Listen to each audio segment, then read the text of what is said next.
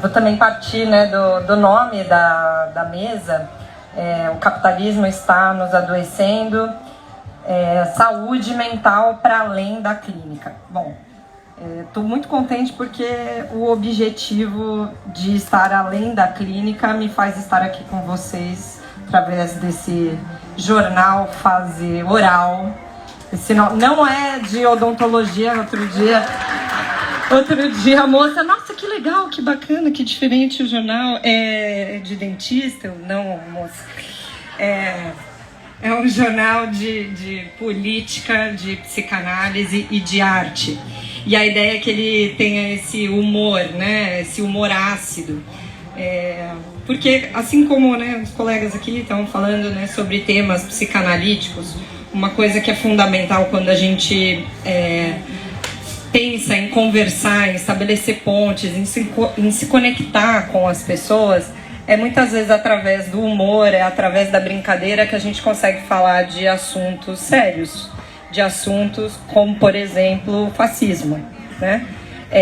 Como a gente pode fazer isso apontando, né, para a linguagem e para as brincadeiras do dia a dia que às vezes a gente fala, a gente repete ali um padrão e não percebe, né, que está passando um preconceito, que está sendo machista, que está sendo transfóbico, e não é à toa que ele vem, né, através de um processo do xiste, de uma brincadeira, de algo que vem de um modo defensivo, né? Então, acho que uma das formas, todos nós aqui estamos, né, para pensar em iniciativas para combater, né, o que está acontecendo, a angústia e a ansiedade climática, todo esse processo da pandemia, que foi muito mal elaborado no nosso país, eu acho, né? Pouco se fala do que aconteceu numa pandemia e as tantas pessoas, né, que morreram, e de repente a gente recalca, né? Isso é um clássico também do Brasil, recalcar certos tipos de assunto, e depois a gente tem o retorno, né, desse conteúdo recalcado que aparece de formas às vezes sorrateiras, né?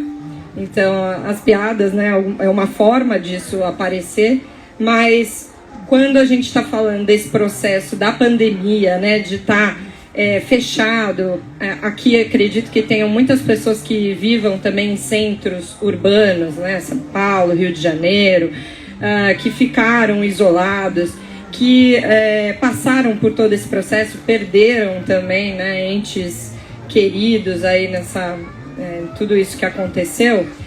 Isso foi também trazendo a gente para um distanciamento, ou pelo menos para uma fantasia de distanciamento, de isolamento, né? De que a gente só consegue se manifestar ou estar junto nas redes sociais, e isso é um grande problema, né? Então, o Fase Oral, esse jornal aqui, ele veio para comemorar, né, esse ano, os 10 anos da Escola de Psicanálise Instituto Dalma. E por que eu estou falando, né, dessa escola? Porque durante a pandemia a gente fez todo um trabalho, né, de rede de atendimento para pessoas que estavam em vulnerabilidade social durante a pandemia, para o online, né? E a gente começou a receber pessoas do Brasil todo, que foi uma coisa assim muito incrível poder ouvir essas pessoas e entender um pouco mais do que estava acontecendo na outra cena, vamos dizer assim, né? De uma forma inconsciente, em todo esse processo da pandemia e como isso estava afetando a saúde dos brasileiros, né? E eu acho que uma das coisas aqui que o capitalismo nos coloca é essa ideia da individualidade, essa ideia de que eu não preciso do outro. E hoje, né, você liga no aplicativo, nem precisa ligar, na verdade, né? Você entra no aplicativo, tem alguém que traz a sua comida, você compra a roupa pela internet, você fala com os amigos, você vê até o que o amigo está fazendo, mas você nem fala com ele, você fica ali, né, como um espectador passivo, né? Então, a ideia do jornal foi trazer, né, um coletivo de pessoas para escrever sobre saúde mental, para falar sobre sexualidade, que também faz parte da ideia do que é saúde mental, né? Quando a gente fala de saúde mental, às vezes a gente fica preso nos estereótipos psicopatológicos, em muitas vezes categorias, né?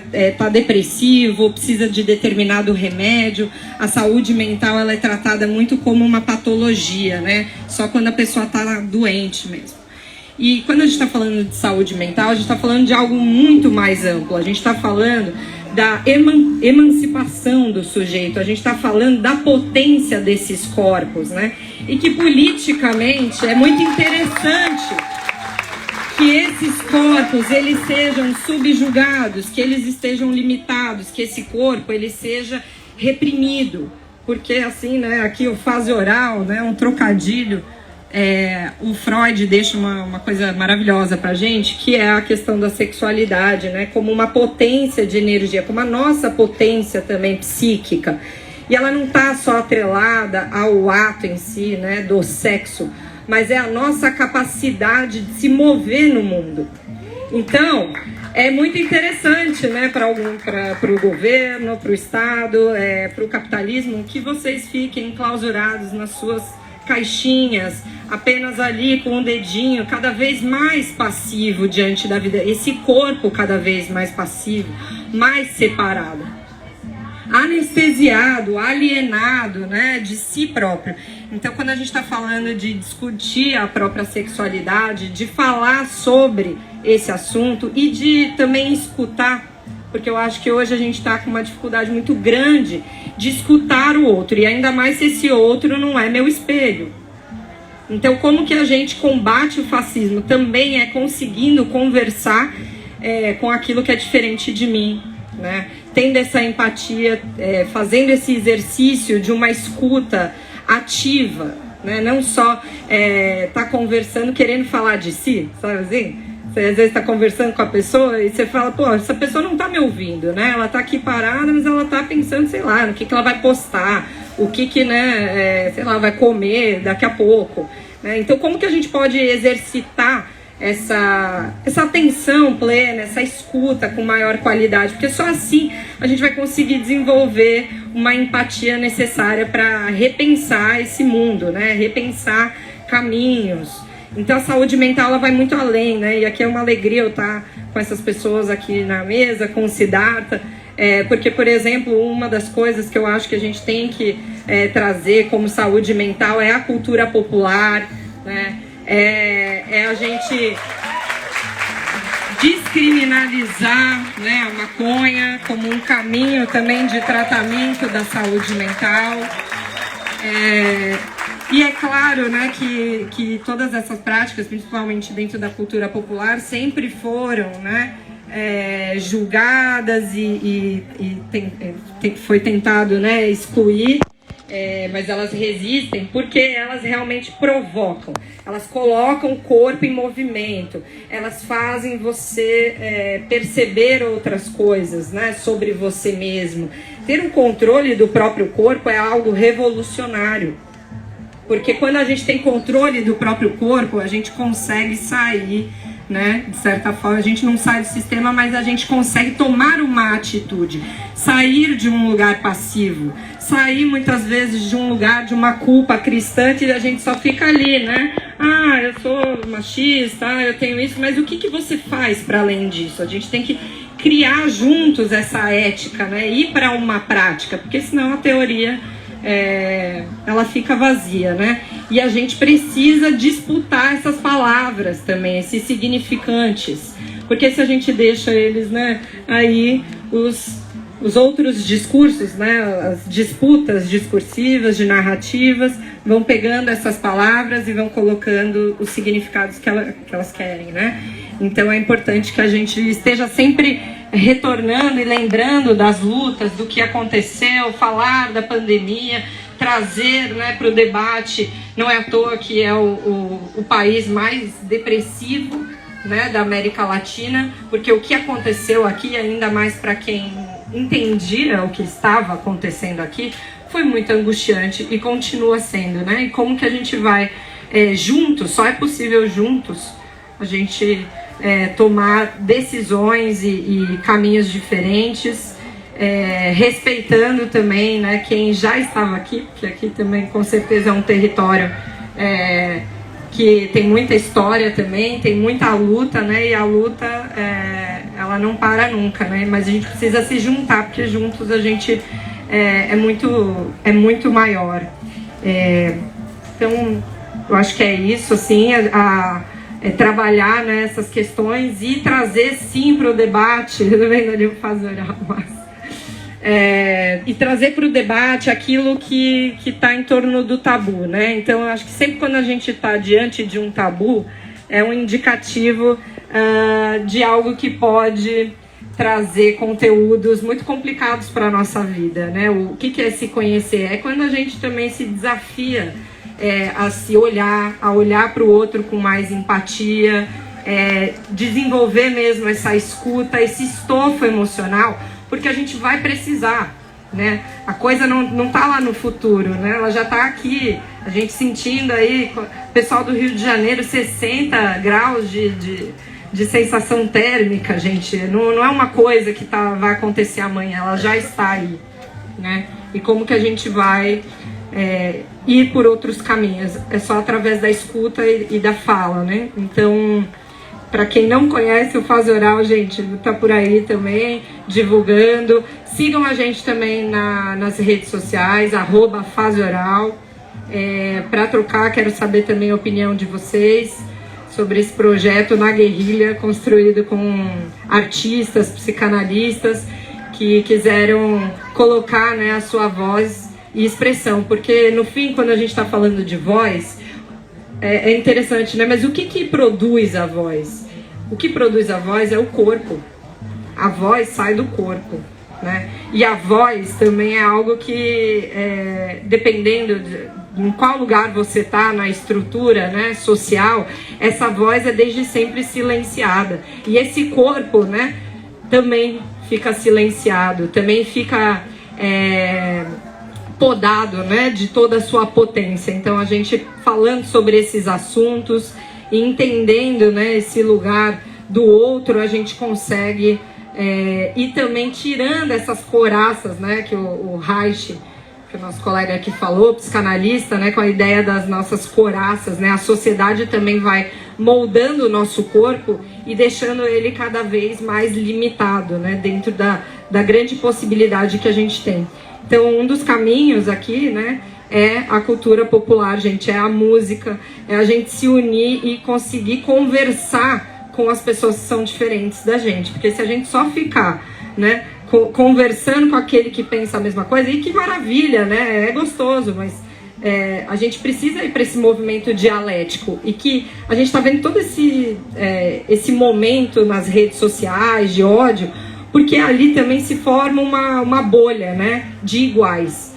E a gente não consegue muitas vezes fazer esse processo dialético de pensamento, né, de fazer o outro se questionar o porquê que ele se encontra nesse lugar que ele está, seja subjetivo, seja politicamente, né?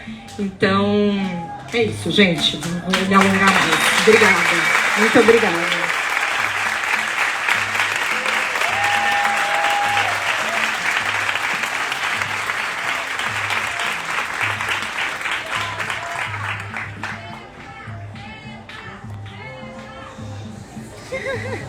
Gente, bom dia, boa tarde. Me chegou também o mesmo pedido que a gente fizesse um esforço para quem puder sentar, permitir que o pessoal atrás possa ver também. O que eu estou vendo daqui é que o pessoal do lado direito sentou, tá bem, quase até o final, mas aqui não. Se vocês puderem sentar, vai ser legal para todo mundo poder. Não tem como, mas no chão tem um monte de gente sentada no chão, né? Uma sugestão que eu faço. Eu queria... primeiro é um prazer estar aqui com vocês, uma honra estar aqui na Flipei. Quero parabenizar toda a equipe e quero também me somar à conclamação para que a Casa Azul e a Prefeitura de Paraty atuem ativamente e positivamente para que esse espaço aqui seja preservado dessa guerra cultural. Isso aqui não é um estacionamento, isso aqui é um espaço de construção de futuro. Então, a Casa Azul precisa tomar providências para garantir que a FEPEM funcione com qualidade, sem estresse. E se a gente pensar que há 2 anos aqui era um barco pirata sendo alvejado pelos tiros bolsonaristas que atravessavam, vinham de lá para cá, né? Quem estava aqui vai... Então, assim, as coisas estão melhorando, mas tem que trabalhar muito, porque esse tipo de situação de estresse aqui é tudo que eles querem, a gente não quer nada disso. Massa. Queria aproveitar também para sugerir que vocês, depois, entre o intervalo dessa mesa e da próxima, visitem o poeta Anderson Maurício, que está aqui atrás com o Oráculo da Missão. Promete uma experiência, ali ó, acenando, promete uma experiência sensorial, multissensorial, que eu não fui ainda, né, gente, mas parece ser bastante aberta para o existencial e para o espiritual. Você confere, é isso. E aí eu vou tomar a liberdade de rapidinho ler um poema dele, lindo, que eu acabei de conhecer e já me encantei, e que é bem pequenininho. O que nasceria ao plantar seu coração? Passa lá para conhecer.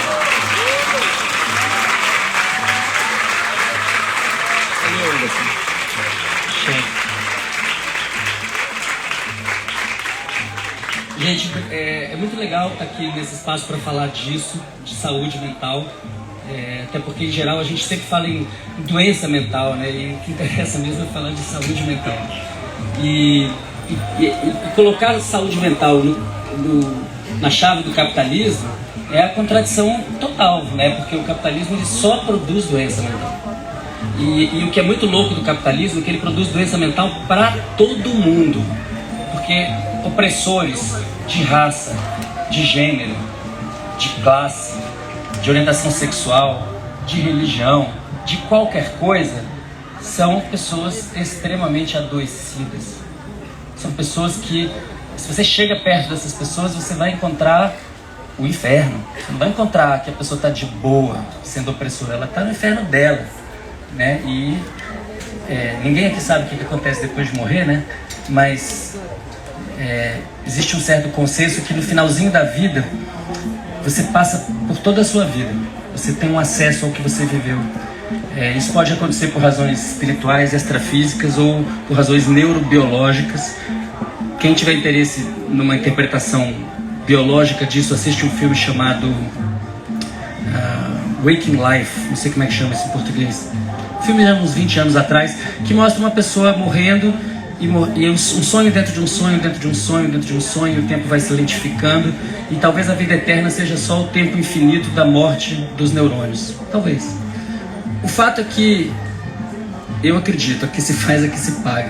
Então, esse lugar que está adoecido, em que os seres humanos, nas palavras do Ailton Krenak, se metastatizaram pelo planeta e estão indo pro buraco profundo da inexistência, e aí os outros animais e plantas vão falar muito obrigado. Quanto mais você carrega de opressão, mais você vai sofrer na hora que você entrar em pânico com o final. E isso é uma chave, eu acho, para a gente sair dessa situação e tentar dizer para o mestre Ailton: não, mestre, ainda não, a gente ainda tem alguma coisa para fazer aqui. Mas essa coisa que a gente tem para fazer aqui, ela passa por uma profunda crítica do que está posto. O que está posto é um sistema em que 2 bilhões de pessoas, 1/4 do planeta, vivem em guerra. E isso é lá em Gaza, e isso é aqui na Maré, e isso é no Guarujá, e isso é no Cabula. É um planeta em que 1 bilhão de pessoas passam fome. É um planeta em que alimentos são produzidos e jogados fora para os preços não caírem no mercado. É um planeta em que as mulheres fazem quase todo o trabalho doméstico, com exceção de alguns países. É um planeta em que as pessoas pretas e pardas fazem quase todo o trabalho, braçal, difícil, duro, perigoso. É um planeta em que um bilionário está prometendo um robô para fazer todo o trabalho difícil, repetitivo, monótono e perigoso. É um planeta em que, pela sua orientação sexual, você pode ser linchado, estripado, estuprado, podem sumir com você, e a maior parte das pessoas vai dizer também, né? Então é um planeta, você começa a torcer para o Krenak tá certo, né? Fala, caraca, a gente tem que ir embora. Mas ainda temos algum tempo. Em primeiro lugar, acho que a gente tem que compreender que tristeza, depressão, ansiedade não são um destino biológico, né? Acho que muita gente foi convencida nos últimos 40, 50 anos por um lero-lero pseudocientífico de que a depressão é uma condição tua, privada, como vocês deixaram bem claro, que tem a ver com um baixo nível de um neurotransmissor em particular, tem tantos, que é a serotonina. O bequinho hoje em dia. Não, essa serotonina está baixa. Então você vai ter que tomar um remédio para repor essa serotonina.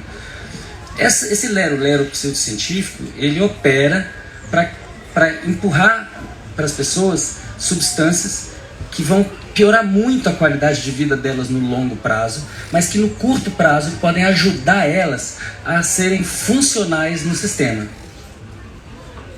Então uma pessoa tipicamente brasileira é uma pessoa preta, favelada, que acorda às 5 da manhã, que volta para casa de noite, que trabalha o dia inteiro, que não tem tempo para ficar com seus filhos, que não tem sábado, que às vezes também não tem domingo, que come mal, que dorme mal, que faz pouco ou nenhum exercício. E aí quando essa pessoa começa a adoecer a tal ponto que ela já não consegue mais fazer essa sequência de eventos, aí o sistema diz para ela, olha, toma isso aqui. Então o nosso planeta está num processo de medicalização do sofrimento e que serve ao interesse do capital duplamente. Primeiro porque é um baita de um mercado, remédios que as pessoas tomam todos os dias, por meses, por anos, por décadas, e não se sentem bem, e aumenta a dose, e aí troca de remédio, e depois junta 2, depois junta 3, depois põe mais um estabilizador, depois põe o lítio, depois tira o lítio, põe não sei o quê. Não, agora toma um antipsicótico, você não está dormindo bem, toma quetiapina. E com isso o mercado vai se alimentando desse consumo e as pessoas vão funcionando em direção à morte, funcionando para o sistema. E a gente está falando aqui de nós mesmos, dos nossos mães, dos nossos sobrinhos, das nossas tias, dos nossos avós. A gente está falando da nossa sociedade. Então, quando o Ailton fala o futuro é ancestral, ele está dizendo para a gente, olha, se a gente não andar 20 casas para trás e recuperar maneiras de convívio que produzem saúde, a gente vai para o autoextermínio. O que a gente está fazendo é autoextermínio. A gente sabe que tem uma crise climática, a gente não faz nada para mudar de fato. Quer dizer, a gente está aqui, todo mundo tem uma opinião, a gente é progressista, mas assim, a sociedade não está fazendo nada a respeito, como coletivo. Então é um autoextermínio. A nossa tensão social, a polícia da Bahia, 9 em cada 10 pessoas que a polícia da Bahia mata são pretas. E isso é um governo, é o 5º governo do PT em sequência, 4º, 5º. Então, e você vai ver o que diz o governador, o que diz o ex-governador, o que diz o ex-ex-governador que hoje está do lado do Lula, e eles vão todos dizer parabéns para a polícia. E se você olhar quem está matando, também são pessoas pretas, quase todas de origem periférica. Então, uma máquina de morte. E em nome, muitas vezes, quase sempre até, no caso do Brasil, no nome da proteção das pessoas contra as drogas. Aí é muito importante a gente pensar nesse conceito de drogas, porque é um conceito extremamente negativo na sociedade.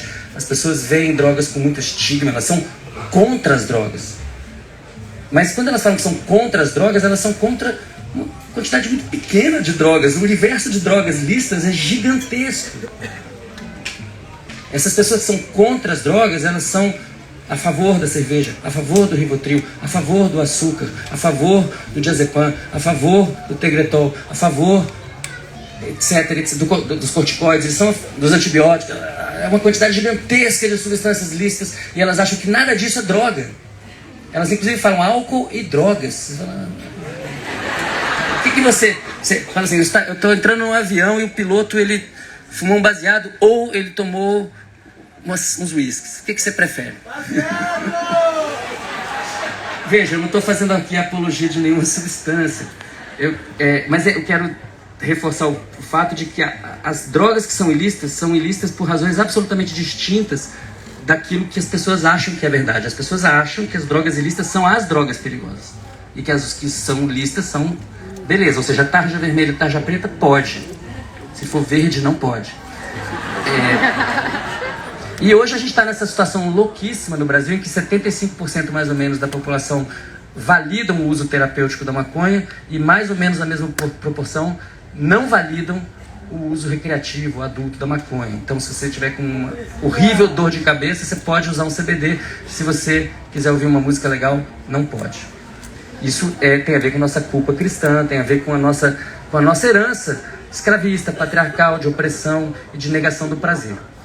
Então, se a gente pensar em saúde mental, a gente tem que pensar em mudar, para começo de conversa, as relações trabalhistas, as relações raciais, as relações de gênero, dentro de casa, fora de casa. E se não mudar isso, não tem remédio que venha nos redimir. Então, muita gente está, os psicodélicos, a maconha, a nova psiquiatria. Sim, mas não. Sim, são substâncias muito mais interessantes, mas não vão nos redimir. Essas curas que essas substâncias propiciam, elas têm a ver com o contexto. Toma 100 microgramas de LSD e vai para uma praia maravilhosa com seus melhores amigos, passar um dia lindo, que está com um sol maravilhoso e tem uma comida vegana sensacional e kombucha. Vai ser legal, provavelmente, quase certamente. Toma as mesmas 100 microgramas e vai lá ver como é que é na prisão, uma unidade carcerária brasileira. Passa lá 20 minutos com 100 microgramas de LSD. Pode ser tipo o Waking Life, tipo, infinitamente longo esse período na sua vivência interna. Então são substâncias muito dependentes de contexto. Os antidepressivos convencionais, tipo Prozac, também são dependentes de contexto. Existem experimentos relativamente recentes mostrando que se você pega um camundongo e trata ele super bem, coloca ele num ambiente legal, numa casa bacana, com amiguinhos, com comida legal, tal, tudo massa, e dá Prozac para ele, ele fica melhor ainda, ele melhora. Então é um antidepressivo. Agora você pega esse camundongo e trata ele mal, corta os laços sociais, comida em baixa quantidade, coloca ele nas condições de vida da maior parte da população planetária e dá Prozac para ele, ele fica mais deprimido. Então o Prozac é pró-depressivo. Ou seja, quando a pessoa sai de casa às 5 da manhã e está deprimida, aí dizem para ela que ela tem que tomar um remédio, ela vai para a fila do SUS, ela espera, não sei o quê, depois fica na fila não sei quanto tempo, ela vai e tem uma consulta de 10 minutos, sem olho no olho, e ganha o Prozac e vai para casa, sem que o médico ou a médica tenha perguntado: tem violência na sua casa? Tem água corrente na sua casa? Você come 3 vezes por dia? Então, a psiquiatria nesse caso está sendo iatrogênica, é um termo técnico para dizer o remédio faz mais doença que a própria doença.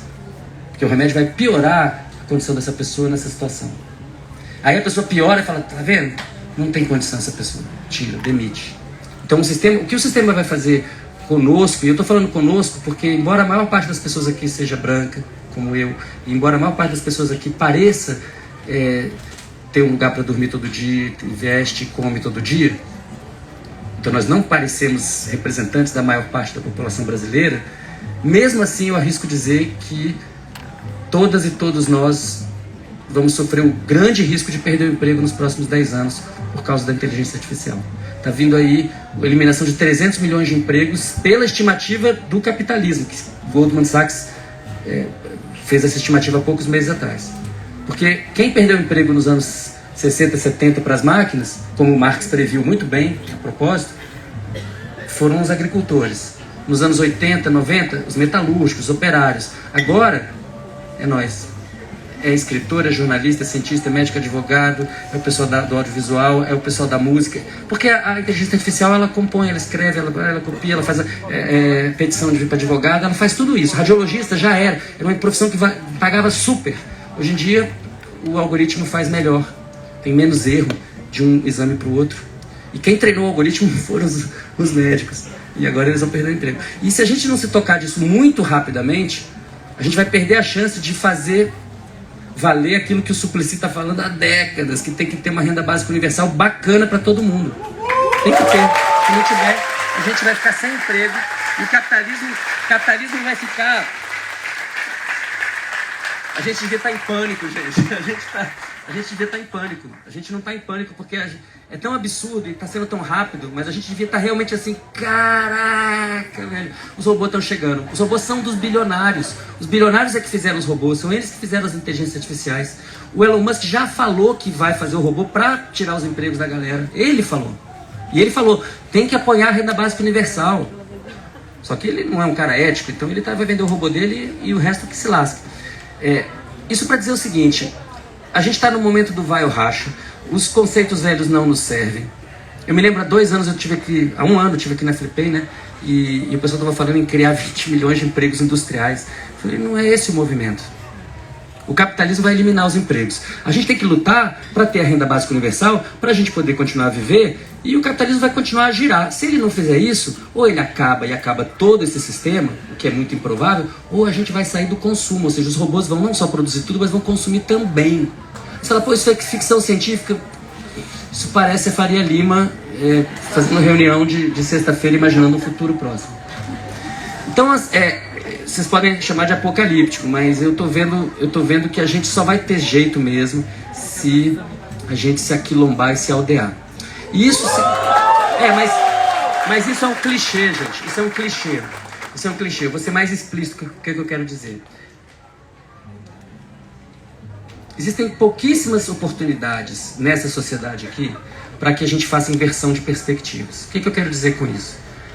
Quando é que uma pessoa branca vai fazer aula com uma pessoa preta? Quando é que um homem vai fazer aula com a mulher? Quando é que uma pessoa cis vai ter como chefe uma pessoa trans? Essas situações que invertem as perspectivas são as situações que produzem cura, que fazem reparação, que permitem uma troca. E é uma troca fundamental porque se a gente não tiver as mestras e mestres de saber popular, se a gente não tiver quilombolas, se a gente não tiver os pajés, as magés nos orientando, a gente vai se estrepar, né? Então, isso significa que a gente precisa, para criar saúde mental, desconstruir essas desigualdades que foram criadas, que criaram esses lugares de privilégio, e que são lugares de privilégio na doença. Não são lugares de privilégio de pá, que legal. Não, o contrário. Né? As pessoas tem 3 mil bilionários no planeta. 3 mil, só 3 mil pessoas. Menor do que a população de Paraty, um bocado. Essas 3 mil pessoas, pelo que a gente vê, eu não conheço nenhuma delas pessoalmente, mas pelo que você vê, pelo display, pelo que aparece delas, pelo que elas escolhem mostrar, elas estão muito mal. Por que elas estão muito mal? Eu conheci uma pessoa assim que era desse naipe e já morreu. Não queria morrer. Então não queria morrer. É tão rica, não vai morrer. Então é um transplante de coração, 2, 3, 4, não sei o quê. Tudo que puder fazer, entendeu? Faz qualquer negócio. E vai perder. Vai perder, vai rodar. Então, como ela não tem transcendência e ela entra em pânico, só tem 2 jeitos para lidar com isso. Que ela é nossa inimiga e foge do planeta, ou, de alguma maneira, ela é salva. Pelo quê? Pela ancestralidade que ela oprimiu. Então, olha o que a ayahuasca está fazendo nesse momento. A ayahuasca está criando um processo de... Não é a ayahuasca, são as pessoas que usam a ayahuasca. Está desevangelizando populações indígenas. A galera já tinha perdido conexão com sua ancestralidade, já tinha virado pastor batista. E aí, através de ayahuasca chegando de povos ayahuasqueiros para povos não ayahuasqueiros, criando uma experiência de transcendência. Então a questão é sobre a relação da gente também com o nosso mundo interno. Por que as pessoas falam assim, pô, eu fui numa roda massa de capoeira e aí quando eu saí de lá eu estava me sentindo super bem. Isso é terapêutico, então seria, digamos assim, a prática integrativa do SUS, né? Que não tem capoeira, tem reiki, tem acupuntura, tem tudo que você imaginar, mas não tem nada que seja africano ou ameríndio. Não tem. Não tem ayahuasca, não tem rapé, não tem cambô, não tem sananga, não tem. Não tem ainda. Não tem porque a gente não fez ter. Lá no Chile os caras estão tendo, lá no péssimo sistema deles de saúde, bem pior que o nosso, mas você já pode ser consultada por uma mate, por uma pajé, digamos, uma magé Mapuche. Isso já rola. Na Bolívia, os caras têm medicina indígena, né, Quechua, Aymara, firme. No Brasil não rola isso. No Brasil o que o SUS pode te oferecer é a chave, digamos assim, é a regra de funcionamento básica para o psiquiatra iniciante, né? Doidão Aldol, doidinho Prozac. 10 minutos, papum, entra, sai. Então, se a gente não entender toda essa dinâmica, a gente não vai mudar o sistema, a gente não vai desadoecer e o Krenak vai estar certo. E nada disso vai fazer muita diferença daqui a pouco. Mas, se a gente ainda tem tempo, então eu quero voltar no clichê. Então vamos nos aldear aqui no Ambá de verdade. Vamos ler a Carolina Maria de Jesus. Vamos ler o Davi Copenhague. Vamos fazer aula de capoeira Angola. Vamos saber quem é o mestre João Grande. Fala, meu amor. Eu não te escuto. O Davidson Faustino que está aqui com o Zuri. Vamos ler o Davidson, vamos ler o Fanon. Vamos aprender com quem não faz parte do sistema que adoece. Vamos aprender com quem não faz parte do sistema que adoece. E vamos entender que todos e todas nós estamos doentes em algum grau. Ou porque somos opressores, ou porque somos oprimidos, ou porque somos às vezes opressores e às vezes oprimidos. Mas a gente não consegue sair disso sozinho. Só tem jeito se a gente sair em conjunto, em comunidade, um fortalecendo o outro, com muita humildade e compreensão, que é disso que depende o futuro do Zuri, do meu Sérgio, do Ernesto, dos filhos e filhas, dos netos e netas, da 7ª geração depois de nós. Se a gente tem responsabilidade de verdade, então é agora. Isso exige confrontar tudo que está de errado do nosso lado. Assim, sinceramente, vou ser bem franco com vocês. Pensando, por exemplo, nessa estrutura da Flip com a Flipei. A Flip é capaz de trazer a Carla Cotirene aqui, que botou pra quebrar. Mas, botou pra quebrar. Ela é foda. Mas a Flip faz isso porque a Carla é instagramável, a Carla é reconhecida. Mas os Guarani Mbiá, as crianças estavam cantando lá ali na chuva e é tipo nada. Inclusive queria falar assim, vamos fortalecer os Guarani que estão aqui, do lado. E para fechar, que eu já falei demais, eu queria só dizer o seguinte: surgiu aqui o desejo de fazer uma roda hoje, tem um monte de angoleiro e angoleira aqui, mas tem uma mesa em seguida, a gente não vai fazer uma roda na hora da mesa, isso não é por aí, né? Mas quem sabe depois tem esse desejo rolando, né, Davis? Tem desde ontem, a gente ia fazer um joguinho ontem lá na mesa. E a gente tem não a fez goleira Caiçara aqui. Aí, levanta a mão que é da capoeira, levanta a mão que é da capoeira. Ai, meu Deus, olha aqui. Pô. Então, assim, mas eu queria dizer o seguinte, gente. Eu senti... A Flip é uma coisa que eu sempre achei muito bacana a ideia. A Flip é um evento importante para o país, mas também é um evento muito colonial. E não é à toa que está acontecendo nessa cidade colonial. E minha vontade, se a gente voltar no futuro, é ficar só desse lado aqui do Rio. Valeu.